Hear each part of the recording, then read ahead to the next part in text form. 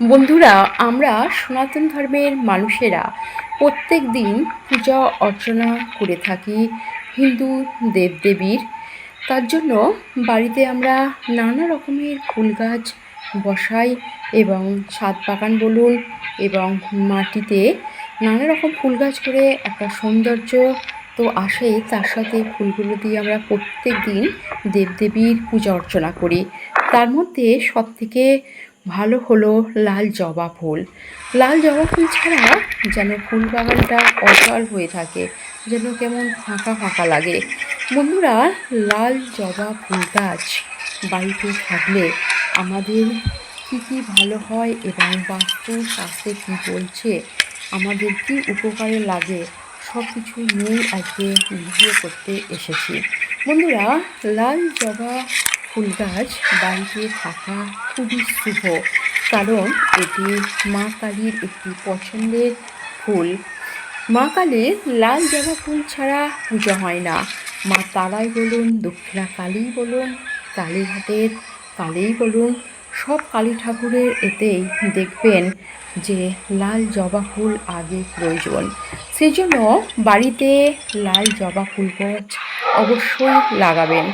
বন্ধুরা, লাল জবা ফুল গাছ যদি বাড়িতে থাকে তাহলে পজিটিভ শক্তি বাড়ে, নেগেটিভ শক্তি দূর হয়। কোনো প্রেতাত্মার দৃষ্টি পড়ে না, কালো ছায়া পড়ে না, কোনো কালো জাদু টোনা কেউ করতে পারে না। বাড়ির সদস্যরা সব সময় থাকে ভালো। এবং এই লাল জবা ফুল গাছ যদি বাড়িতে থাকে তাহলে সন্তানদের সাথে বাবার সম্পর্ক দৃঢ় হয় এবং একটা সুন্দর সম্পর্ক গড়ে ওঠে। বন্ধুরা, এই লাল জবা ফুল আবার বজরংবলীরও খুবই পছন্দের একটি ফুল। আমরা বলি সংকটমোচন হনুমানজি। এই লাল জবা ফুল দিয়ে যদি মঙ্গলবার হনুমানজির পায়ে অর্পণ করা যায় তাহলে তাহলে হনুমানজির আশীর্বাদ পাওয়া যায়, সকল প্রকার বিপদ থেকে মুক্তি পাওয়া যায়।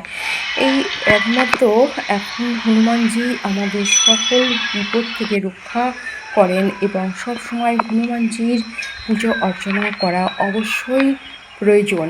বন্ধুরা, এরপর বলি যে এই লাল জবা ফুল মা লক্ষ্মীর খুবই প্রিয় একটি ফুল। মা লক্ষ্মীকে যদি আমরা এই লাল জবা ফুল দিয়ে শুক্রবার বৃহস্পতিবার পূজা অর্চনা করে থাকি তাহলে সংসারে সব সময় অর্থ আসে, মানে অর্থের অভাব হয় না। এবং যদি কোনো দেনা ধার দেনা থাকে, ঋণ থাকে, তাহলে মুক্তি পাওয়া যায়। অবশ্যই মা লক্ষ্মীকে এই লাল জবা ফুল দিয়ে পূজা অর্চনা করুন। বন্ধুরা, এই লাল জবা ফুল আরেকটি হচ্ছে প্রিয় হচ্ছে গণেশজির। গণেশজিকে যদি বুধবার করে দুর্বার সাথে লাল জবা ফুল অর্পণ করা যায় তাহলে গণেশজি আমাদের উপর খুবই খুশি হন এবং আমাদের টাকা পয়সার কোনো অভাব হয় না, বিজনেসে ভালো উন্নতি হয়। বন্ধুরা, এবং মা দুর্গারও খুবই একটি প্রিয় ফুল হলো লাল জবা ফুল। বন্ধুরা, যখন আমরা দুর্গা পূজার অষ্টমীতে পুষ্পাঞ্জলি দিই আর কি, সারা বছর আমরা যাতে সুস্থভাবে থাকি এবং টাকা পয়সার আমাদের অভাব না হয় তার জন্য যে পুষ্পাঞ্জলি দিই, তখন অবশ্যই একটি লাল জবা ফুল মা দুর্গার পায়ে অর্পণ করবেন।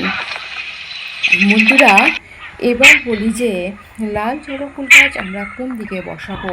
মোটামুটি যদি ঈশান কোণে বসানো যায়, অর্থাৎ উত্তর পূর্ব কোণে হচ্ছে দেবতাদের কোণ, ঈশান কোণ, এই দিকে বসালে খুবই ভালো হয়।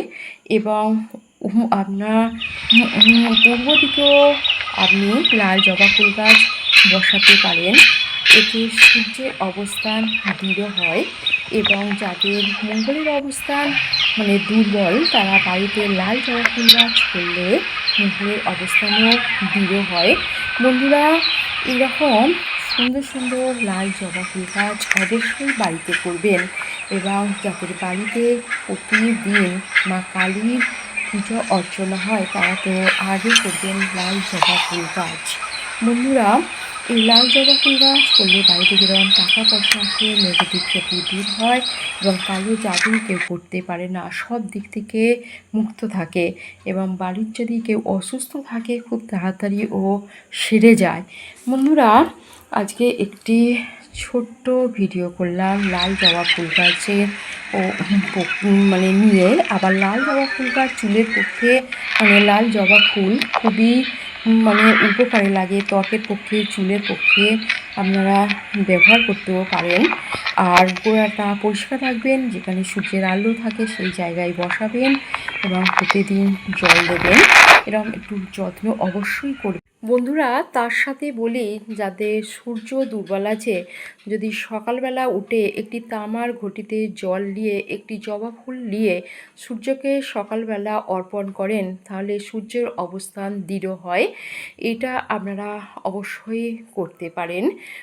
বন্ধুরা, জয় মা কালী পরিবারে আরও একবার সবাইকে স্বাগত জানালাম।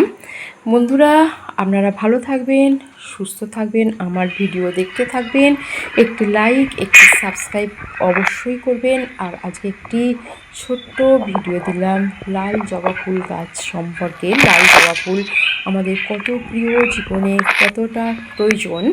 বন্ধুরা, এইভাবেই আমার পাশে থাকুন আর আমার সাথে চলুন। আমার নিত্য নতুন ভিডিও নিয়ে আবার হাজির হব আপনাদের সামনে। নমস্কার।